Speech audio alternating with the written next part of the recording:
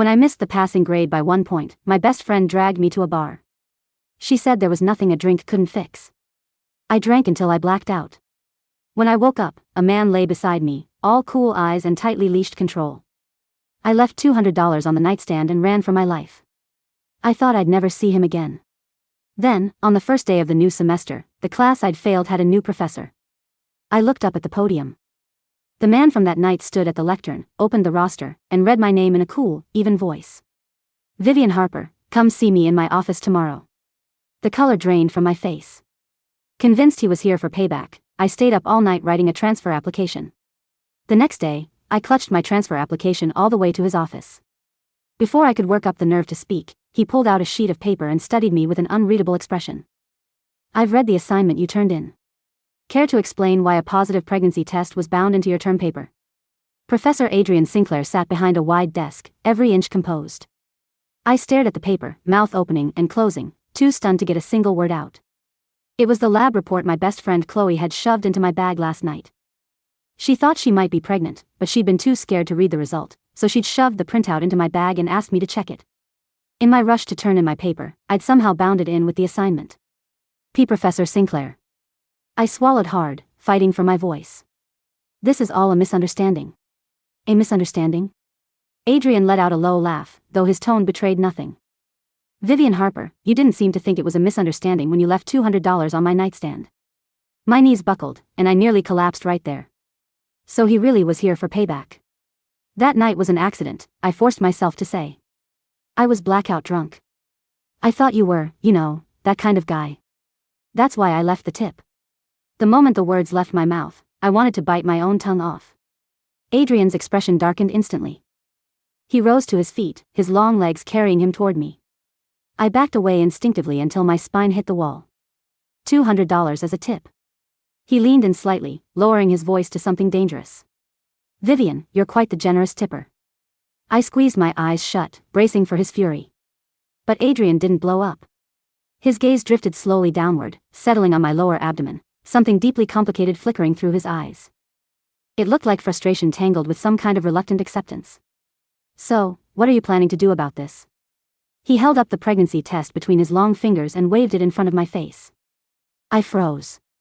I was about to say I'd return the report to Chloe. Don't do anything impulsive. Adrian's voice cut me off. His brows drew together, his tone leaving no room for argument. The law is strict about this, and no private clinic is going to just perform that kind of procedure. I stared at him blankly, my brain struggling to keep up. No, Professor, please listen. I said, don't do anything impulsive. He rested a warm palm on the crown of my head and gave it a gentle rub. This is my child, and I can afford to raise him. He looked straight into my eyes, enunciating every word. I stood there, frozen. He thought I was pregnant? And that it was his? I opened my mouth, desperate to clear up the colossal misunderstanding. Professor, that report actually. Just then, there was a knock at the office door. Professor Sinclair, the dean needs you at the trustees' meeting.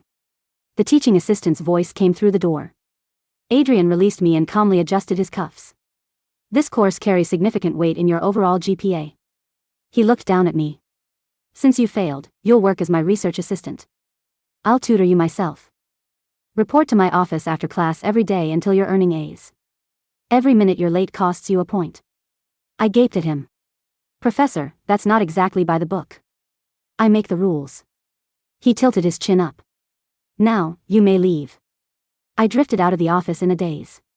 In the hallway, cool early autumn air brushed my face. I looked down at my perfectly flat stomach, then back at the closed office door. I was doomed. There was no talking my way out of this one.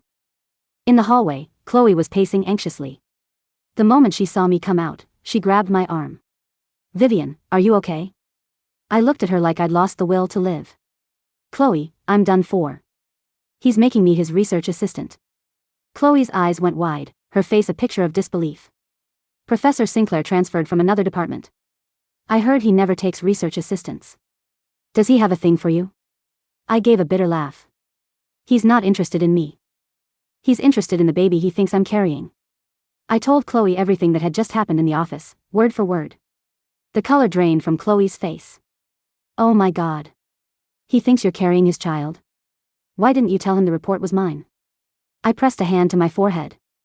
I tried, but he wouldn't let me finish a single sentence. Besides, you know how the guys on the baseball team operate. If your ex found out about the pregnancy, he wouldn't take responsibility.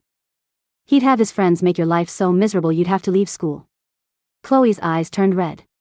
Chloe's scumbag ex was the captain of the baseball team, and his family had friends in City Hall and deep pockets around town. If the truth got out, Chloe wouldn't be able to stay here at all. Vivian, I'm so sorry. This is all my fault. Chloe hugged me, guilt written all over her face. I patted her back and sighed. Forget it. I'll figure it out as I go. I'll find a chance to explain everything to him eventually. With no classes that afternoon, I steeled myself and headed to Adrian's office. He was at his computer, typing away without looking up. Close the door. I did as I was told, closing the door behind me, then stopped in front of his desk. What would you like me to do, Professor? He stopped typing and pointed to a small table nearby. Summarize these papers and have them ready for me by tomorrow. I stared at the tower of articles, every one of them in French, and sucked in a breath. All of these? I'll be up all night. Adrian's brow furrowed slightly. No all-nighters. You're in bed by 10. Whatever you don't finish, you continue tomorrow. I stared at him. Was this really the same cold, ruthless tyrant everyone feared? He stood up and walked over to the coffee machine in the corner. I assumed he was getting himself some coffee, but instead he brought back a cup of warm milk and set it in front of me. Drink up. I stared at the steaming cup of milk, a tangle of emotions knotting in my chest. Professor, the thing is, I took a deep breath, ready to come clean about the pregnancy. Adrian, I hear you're tutoring a failing undergrad in private and letting her organize your research. The door swung open, and Professor Richard Cole strolled in without knocking. He spotted me and lifted an eyebrow. So this is her? She looks harmless enough. Adrian's expression turned icy. Richard, don't you know to knock before entering someone's office? Richard laughed awkwardly. Sorry. I was just too curious. Aren't you the one who hates people wasting your time? What about that grad student who falsified his resume? Richard pressed. You had him blacklisted from the entire academic community. Now no one will write him a recommendation. And now you suddenly have time to tutor an undergrad yourself? Blacklisted from academia? No recommendation letter? I looked at Adrian in horror. He was staring at Richard with a frigid gaze. My business is none of your concern. Richard took the hint, shrugged, and left.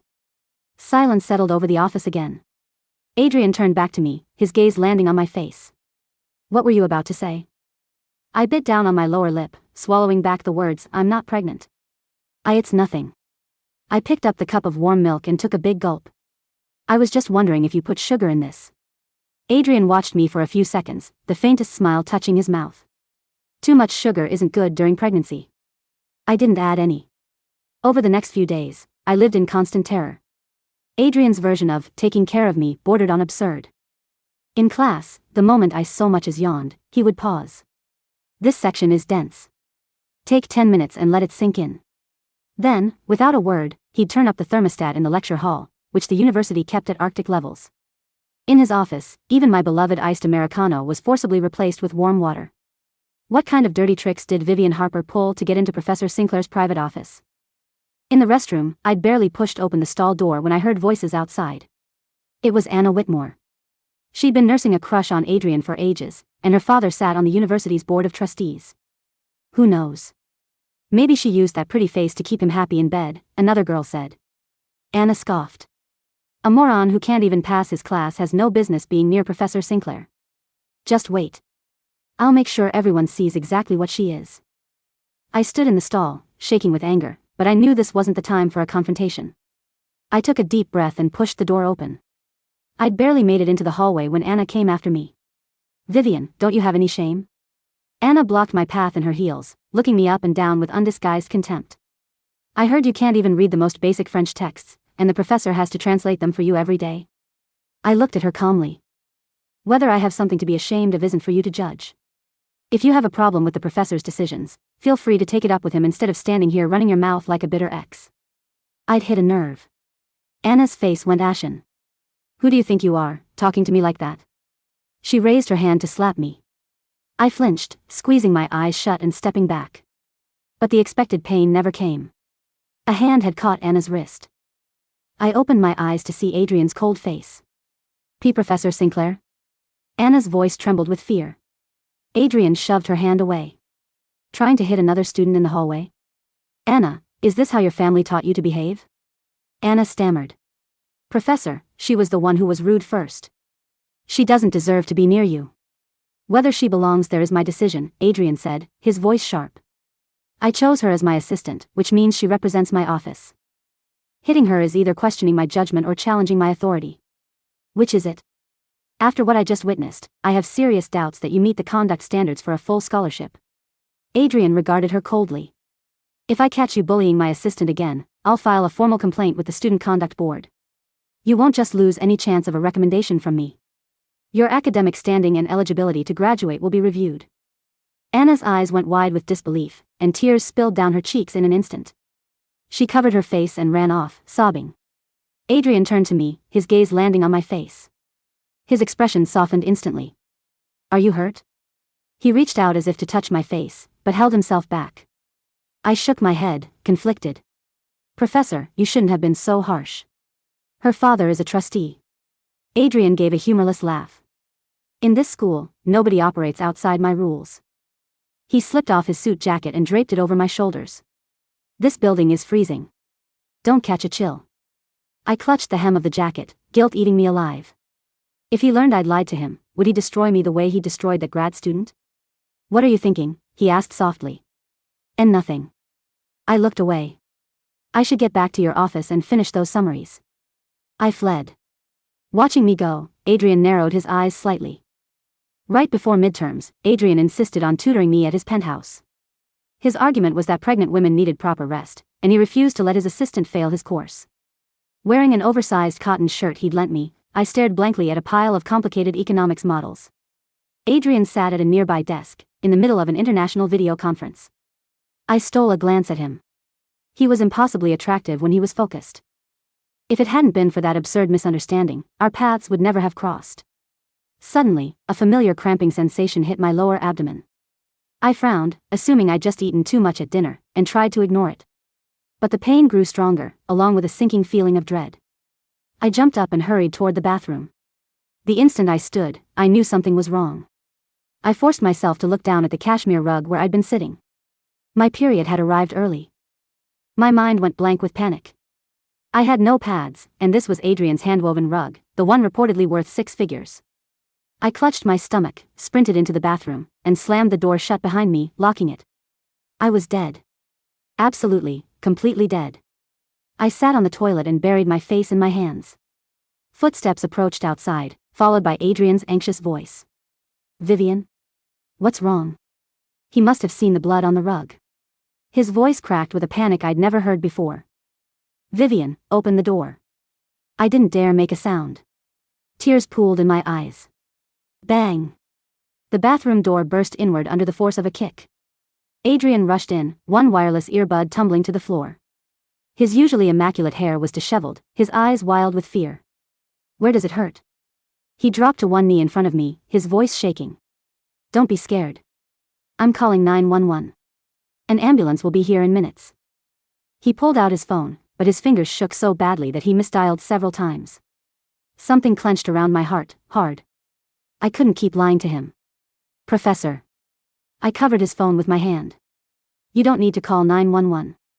His head snapped up, his eyes bloodshot. "You're bleeding that much, and you don't want an ambulance? Have you lost your mind?" I took a deep breath, closed my eyes like someone facing a firing squad, and said, "I'm not having a miscarriage. I'm just on my period." The air seemed to freeze. The phone slipped from his hand and clattered against the tile. He froze, his gaze drifting slowly from the hem of my skirt back up to my face. The lab report was Chloe's. I accidentally bounded into my assignment. The confession spilled out in a rush, my voice shrinking with every word. "I'm not pregnant." The bathroom fell into a silence so absolute that the hum of the air vents sounded like a gale force wind. Adrian stayed on one knee, his hands still frozen over his phone. The color hadn't returned to his face. If anything, his skin looked as pale as paper. His dark eyes flicked from the small stain on his cuff, to the blood smeared across the ivory tiles, and finally up to my face. He didn't yell. He didn't slam anything. That was the most terrifying part. Slowly, agonizingly, he stood up. His massive frame seemed to block out the overhead vanity lights, casting a long, dark shadow over me. He bent down, picked up his fallen earbud, and placed it on the counter with a soft, precise click. "Repeat that," he said. His voice wasn't loud, but it possessed a low, vibrating friction that made the tiny hairs on my arms stand up. I squeezed my knees together, clutching the hem of his oversized shirt around myself like armor. I'm not pregnant, Professor. The lab report belonged to Chloe. She was terrified her ex would find out, so she shoved it into my bag at the bar. In my rush to bind my term paper the next morning, I didn't look at what I was grabbing. I accidentally bound her test into my assignment. Adrian took a slow breath in through his nose, his chest expanding beneath his tailored vest. And the nightstand? I thought. I swallowed hard, my throat dry as dust. I blacked out. I woke up next to a guy I didn't know in a hotel room that looked like it cost more than my tuition. I panicked. I thought my friend had hired someone. Or that you were an escort. I left all the cash I had in my wallet so I wouldn't feel like I owed you anything, and I ran. Adrian let out a single, harsh sound, halfway between a scoff and a dark, humorless laugh. He dragged a hand through his usually immaculate hair, pushing it back from his forehead. For the first time since I'd met him, he looked utterly human, unraveled by sheer disbelief. "An escort," he repeated, the words tasting like poison on his tongue. "You thought I was an escort. And to clear your conscience, you tipped me $200. I was drunk. I was terrified. I cried out, my voice cracking. And when I saw you at the podium on the first day, I thought you were here to destroy me. Then you called me to your office, pulled out that report, and started talking about law, strict clinics, and raising your child. You never gave me a chance to explain. I gave you dozens of chances." Adrian snapped, taking a step toward me. The sudden flare of temper was like lightning breaking through a fog. Every afternoon in my office. Every warm glass of milk. Every time I adjusted the heat, or pulled you away from people trying to tear you down. You sat there, looked me in the eye, and let me believe I was going to be a father. Because I was scared of you. I yelled back, tears finally spilling over my lashes, hot and stinging. "Professor Cole stood in your office and said you blacklisted a graduate student. You destroyed his entire career over a resume mistake. What was I supposed to think? If I told you I'd made a fool out of you, that I wasn't carrying your air, and that I'd treated you like a paid knight, you would have had me expelled before dinner." Adrian stopped.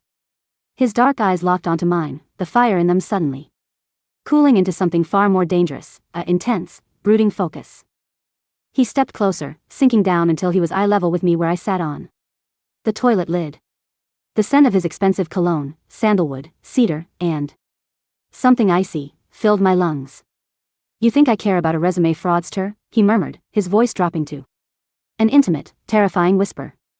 "That idiot forged lab data that could have ruined a $3 million grant.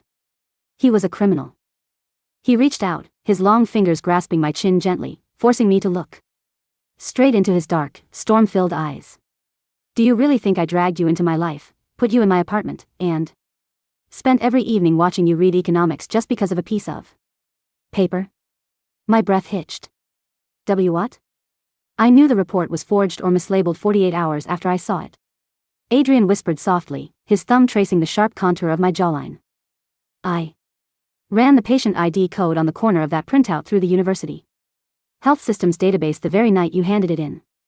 I knew it belonged to Chloe Miller before you even stepped foot into my office the next morning." My brain stopped working. The room seemed to tilt. You knew?" I whispered, horror and confusion colliding in my chest. "You knew it wasn't mine?" "I knew," Adrian admitted softly. He didn't look remorseful. He looked like a grandmaster who had just cornered his opponent's king. "I knew there was no baby." "Then why?" I struggled to breathe. "Why did you force me to be your assistant? Why did you make me drink warm milk? Why did you act like? Because the moment you woke up in that hotel room and left $200 on my nightstand, you ran, Adrian said, his grip on my jaw tightening just enough to command my absolute attention. You ran like I was a monster. And I knew that if I didn't give you a reason you couldn't run from, a obligation so massive you wouldn't dare ignore it, I would never see you again. I couldn't move. I couldn't even blink. You're out of your mind, I breathed, shuddering under his gaze. You're actually insane. Perhaps, Adrian said smoothly. He let go of my chin, stood up, and pulled a soft, pristine towel from the rack, handing it to me. Clean yourself up. There are spare sanitary supplies in the top drawer under the sink. I keep them stocked for guests. He turned on his heel and walked out of the bathroom, pulling the door closed behind him with a soft click, leaving me alone in the sterile, luxurious white room. My hands trembled so violently I could barely open the drawer. He had known all along. Every warm cup of milk, every time he turned up the thermostat, every look of reluctant acceptance, it was all an act. He had used my own terror and my best friend's secret to leash me to his side. When I finally emerged 20 minutes later, washed and wearing my own jeans, Adrian was standing by the floor-to-ceiling windows of his living room, a glass of dark amber whiskey in his hand. The blood-stained rug was gone, he had simply rolled it up and set it by the door to be discarded. Sit down, Vivian, he said without turning around. I'm leaving, I said, my voice shaking with a confidence I didn't feel. You lied to me. You manipulated me. I'm going to the dean. Adrian turned slowly, taking a sip of his drink. Go ahead. I paused, my hand on the front door handle. Go to Dean Vance, Adrian continued calmly, taking a step toward me. Tell him that your friend Chloe got pregnant by the captain of the baseball team, used the university lab to run an unregistered blood test, and that you accidentally turned her medical records in as part of your academic work. Tell him I forced you to sit in my office and read French economics papers. He smiled, a small, razor-sharp tilt of his lips. What do you think happens to Chloe when Brandon's family, who, as you know, funds our entire athletic department, finds out she's pregnant and trying to keep it a secret? What happens to her scholarship when the administration investigates her unauthorized use of university medical facilities? I froze, my hand turning ice-cold against the metal door handle. You're a monster, I whispered. I am a realist, Adrian corrected, stopping a few feet away from me.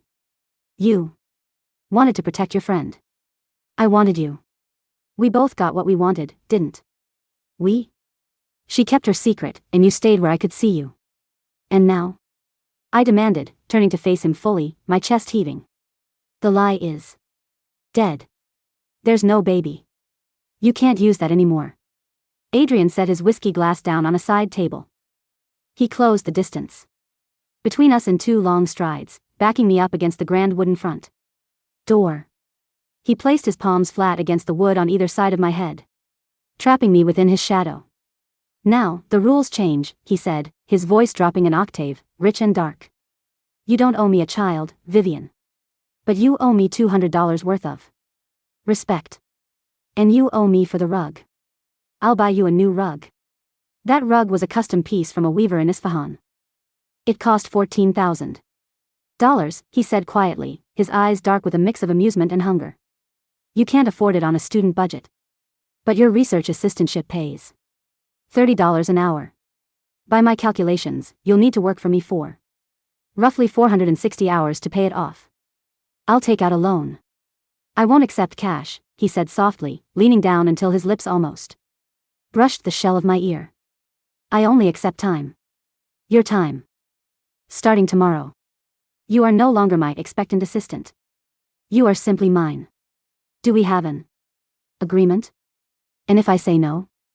I gasped, my heart hammering against my ribs like a trapped bird.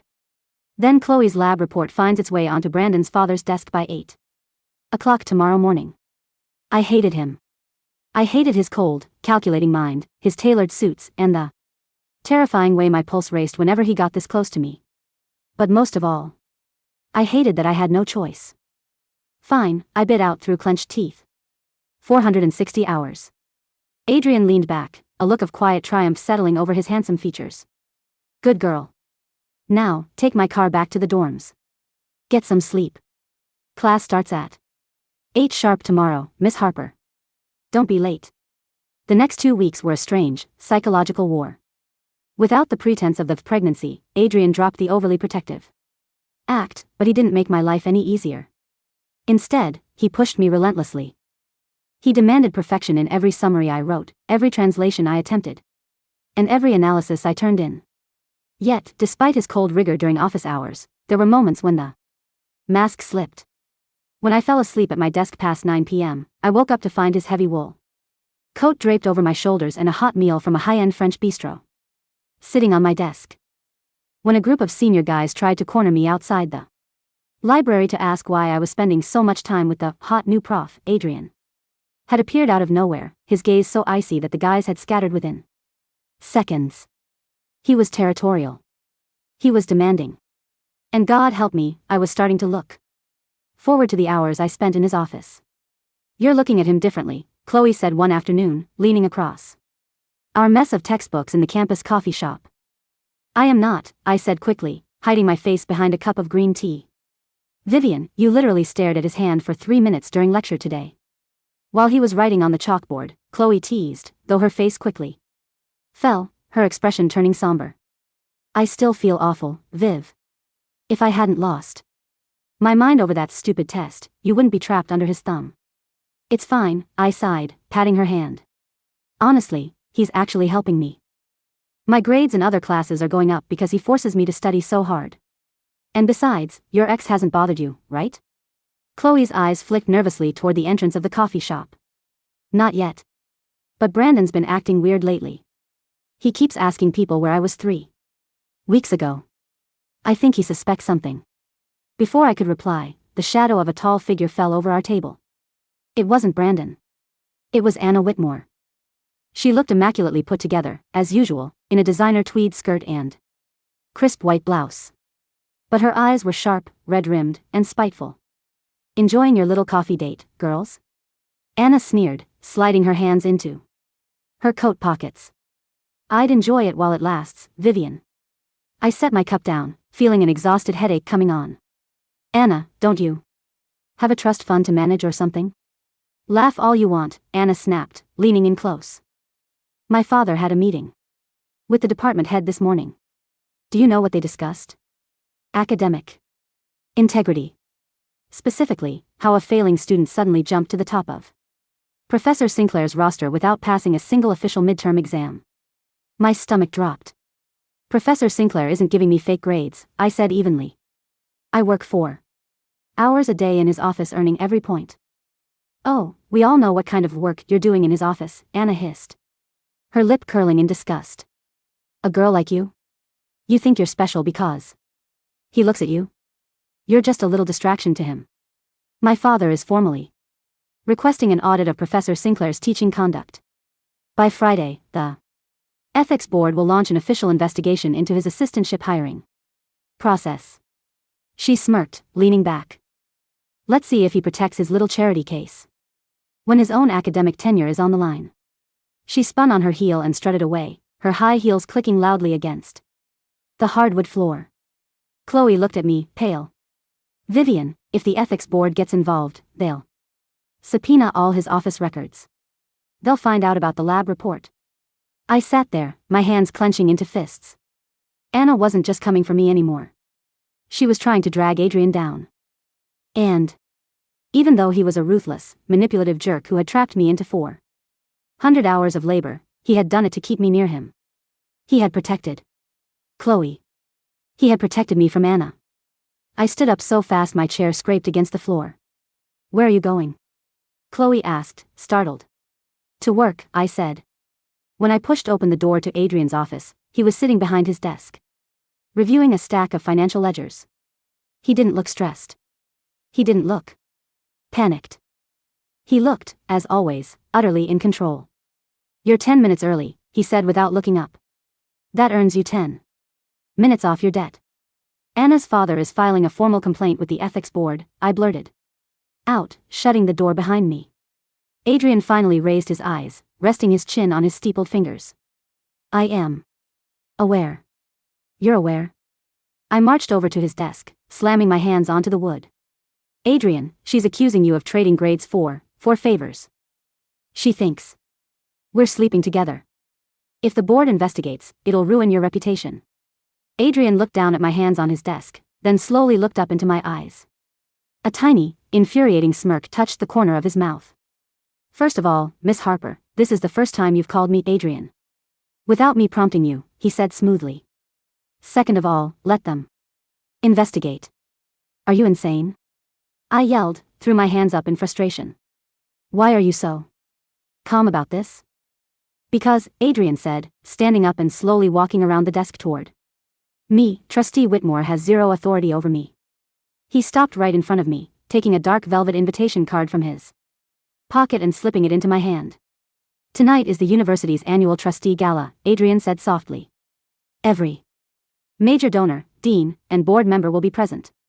Trustee Whitmore intends to use the event to publicly corner me and force my resignation from the economics department. I looked down at the gold embossed card in my hand. Why would he do that just because of Anna's crush? Because Whitmore isn't doing this for Anna, Adrian said, his tone turning cold and clinical. He's doing it because he discovered who I actually am. I frowned. What is that supposed to mean? You're a professor. Adrian gave a low, dark chuckle. I am a professor because I enjoy teaching. Vivian. But my last name isn't just Sinclair. My family owns Sinclair Global Logistics. We happen to hold 40% of the university's private endowment fund. Trustee Whitmore has been illegally redirecting athletic funds into his personal offshore shell accounts for 6 years. He knows that as long as I am on this campus, I have access to the university's internal ledgers. He's using Anna's foolish rivalry with you as a smokescreen to oust me before I can expose him to the board. I gaped at him, my head spinning. So, Anna's complaint, it's all a trap. It is a trap, Adrian agreed, reaching out to tuck a loose strand of hair behind my ear, his fingers brushing warm against my cheek. Which is why you are going to be my date to the gala tonight. My heart did a violent flip. Your date? You are my research assistant, he corrected softly, his thumb lightly stroking my cheekbone. And tonight, we are going to burn Trustee Whitmore's career to the ground. Wear something elegant. I've already had a dress sent to your dorm. The dress Adrian sent was an art piece, a deep emerald velvet gown that hugged my waist and flowed down to the floor, with an off-the-shoulder neckline that felt both daring and regal. When a sleek black town car picked me up outside my dorm at 7 o'clock, I felt like an imposter stepping into a fairy tale. The gala was held in the grand ballroom of the city's historic opera house. Crystal chandeliers dripped from the ceiling, light reflecting off hundreds of champagne flutes and diamond necklaces. Adrian was waiting for me at the bottom of the grand staircase. When he saw me, he stopped mid-sentence in his conversation with a gray-haired dean. His dark eyes swept over me from the curve of my neck down to the hem of the velvet dress, his gaze so intense it felt like a physical touch. He walked over to the stairs, offering me his arm. You look breathtaking, Vivian, he murmured, his voice low and raspy. You don't look so bad yourself, Professor, I whispered back, taking his arm. The feel of his firm muscle under the fine wool of his tuxedo jacket sent a sharp shiver down my spine. Keep your head up, he instructed softly as we walked into the crowded ballroom. Tonight, you belong at my side. Don't let anyone make you feel otherwise. Within minutes, the crowd parted, and Trustee Whitmore stepped forward, accompanied by a smug-looking Anna and a group of university board members.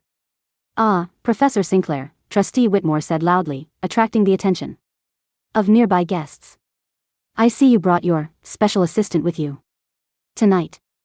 Anna smirked behind her champagne glass, casting a venomous glare at my dress. Trustee Whitmore, Adrian replied coolly, raising his glass in a polite toast. I assumed an event meant to honor the university's financial stewards would require the presence of those who actually manage the finances. Whitmore's smile tightened. Let's not dance around the issue, Sinclair. I've already submitted a formal request to Dean Vance for an investigation into your conduct. It has come to my attention that you've been granting academic favors to Miss Harper here in exchange for unrecorded personal services. This young woman failed her preliminary exams, yet her record remains untouched. A whisper swept through the gathered crowd. People turned to look at me, their Gazes filled with judgment and pity. I felt my face burn, but I held my spine straight, refusing to look down. Unrecorded personal services? Adrian repeated, his voice dangerously smooth. He took a slow step toward Whitmore. Are you referring to the 60 hours of French statistical translation she has completed for my upcoming publication? Or perhaps you mean her analysis of the university's athletic department budget? Whitmore froze. The color instantly drained from his face. What are you talking about? Vivian, Adrian said, turning his head slightly toward me. Would you mind explaining to the board what you found on page 42 of the athletic department's quarterly audit? I took a deep breath, stepping forward. All those grueling nights in Adrian's office, forced to read through dense financial documents, it suddenly all clicked into place. He hadn't just been tutoring me, he had been training me to spot the anomalies he had already uncovered. On page 42, I said, my voice clear and ringing across the silent ballroom, there is a recurring $300,000 allocation for facility maintenance, paid to a shell corporation named Whitmore Logistics. A company registered under trustee Whitmore's brother-in-law in the Cayman Islands. The ballroom went dead silent. Anna looked at her father in shock. Dad, what is she talking about? Whitmore gasped, sweating profusely under his collar. This is absurd. Fabrication. She's a student, a nobody. You're taking the word of a failing undergraduate over a board trustee? She isn't just an undergraduate, Adrian's voice boomed, dropping like a sledgehammer onto the room. She is the head research assistant of Sinclair Global's primary academic branch. And the documents proving your fraud were submitted to the federal prosecutor's office 20 minutes ago. Two men in dark suits stepped out from the back of the ballroom, walking straight toward Whitmore. Richard Whitmore, one of the agents said, producing a badge. You are under arrest for wire fraud and grand larceny. Gasps erupted around the room. Anna shrieked in horror as federal agents handcuffed her father right in front of the city's highest society. As they led Whitmore away, Anna stared at me with pure hatred, but she was quickly escorted out by security guards. The crowd broke into a flurry of whispered panic and shock. Adrian didn't stay to watch the chaos. He wrapped a firm, protective arm around my waist and guided me out through a side exit, away from the flashing cameras and screaming reporters. The cool night air brushed against my face as we stepped out onto the private balcony overlooking the city skyline. I leaned against the stone railing, my breath coming in ragged gasps. The adrenaline that had carried me through the night was finally fading, leaving me lightheaded and trembling. Adrian stepped up behind me. He removed his tuxedo jacket and wrapped it around my shoulders, his hands lingering on my arms, resting warm and solid against the velvet of my gown. You were brilliant tonight, Vivian, he murmured near my ear. I looked down at the city lights glowing below us. You planned all of it. You used me to deliver the final blow to Whitmore. I didn't use you, Adrian said quietly. He turned me around so I was facing him, his hands resting on the stone railing on either side of me, trapping me once again in his embrace. I gave you the tools to crush the people who tried to destroy you. You did the rest yourself. I looked up into his dark, piercing eyes. The stern, intimidating professor was gone. Standing in front of me was just a man who had systematically dismantled anyone who dared to threaten me. Why, Adrian? I whispered, my heart thumping against my ribs. Why go to all this trouble? Why set up this whole fake research assistantship? Why care so much about a student who failed your class and left $200 on your nightstand? Adrian stared at me for a long, heavy moment. The cool breeze tossed a lock of dark hair over his forehead. Do you know what happened the night we met at that bar? He asked softly. I swallowed hard. I told you. I blacked out. You did, Adrian said, a tender, melancholic smile touching his lips. You were sitting alone at the counter, crying into a glass of cheap gin because you missed the passing grade on your exam by 1 point. You looked so heartbroken. So fierce, so completely overwhelmed by life. He reached out, his thumb gently wiping away a stray tear that I hadn't realized had fallen from my eye. I sat down next to you, he continued softly. You didn't know who I was. You didn't care about my family's money or my academic title. You looked at me, smiled through your tears, and told me that economics was a cruel language, invented by sadists. Then you dragged me onto the dance floor. My eyes widened. I dragged you onto the dance floor? You did, Adrian chuckled softly. You danced like no one was watching. And when you collapsed from exhaustion, I carried you to my hotel suite upstairs. I didn't touch you, Vivian. I put you on the bed, kicked off your shoes, and sat in an armchair watching you sleep all night, terrified that you'd wake up and realize what a mess you were in. He leaned in closer, his forehead resting against mine, his warm breath fanning across my lips. And then I woke up the next morning, he whispered, his voice thick with raw emotion, and found $200 and a sticky note on the nightstand. You thought I was a service worker. You ran away from me before I could even tell you my name. I felt a lump form in my throat. Adrian. I took the teaching job at your university that very week, he confessed, his dark eyes burning into mine with an intense, intoxicating devotion. I transferred departments just to find you. When I saw that lab report in your paper, I knew it wasn't yours, but I was so desperate to keep you from running away again that I grabbed onto the first lie that would keep you in my life. He lifted his hand, cupping my cheek gently. There was never a baby, Vivian. There was only ever you. 6 months later. The campus was alive with the vibrant green of early summer. The Whitmore scandal had settled. Trustee Whitmore was serving a prison sentence, Anna had transferred to a private school abroad, and Chloe, with her ex finally out of the picture, had safely delivered a healthy baby boy, choosing to raise him with the full support of her family. As for me, I was sitting in the front row of the lecture hall, waiting for the final grades of the semester to be posted. The heavy wooden doors swung open, and Professor Adrian Sinclair walked down the center aisle. He wore a sharp charcoal suit, his hair neatly combed back, looking every bit the cold, intimidating scholar that fresh undergraduate students whispered about in terror. He stepped up to the podium, opened his ledger, and adjusted his cuffs. The final marks for advanced macroeconomics have been finalized, he announced, in his cool, even voice. Most of you performed adequately. One of you, however, achieved the highest score in the department's history. He looked up from his podium, his dark eyes locking directly onto mine. A subtle, breathtaking smile touched his lips, one that only I could see. Miss Vivian Harper, he said, his voice smooth and rich. Please report to my office to collect your transcript. The classroom broke into whispers as I stood up, grabbing my bag, a bright blush spreading across my cheeks.